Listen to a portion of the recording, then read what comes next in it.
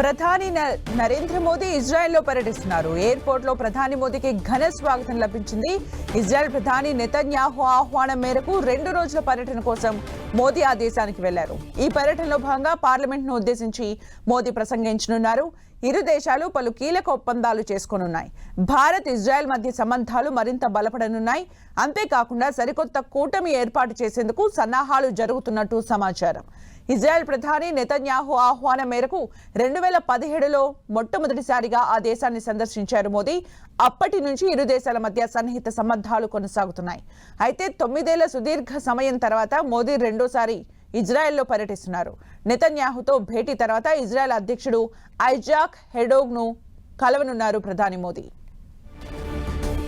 ఇదిలా ఉంటే భారత్ ఇజ్రాయెల్ ప్రధానిల భేటీపై ప్రపంచ దేశాలు ఆసక్తిగా చూస్తున్నాయి. మోడీ 2 రోజుల పర్యటనలో ఎలాంటి ఒప్పందాలు జరిగే అవకాశం ఉందని చర్చించుకుంటున్నాయి.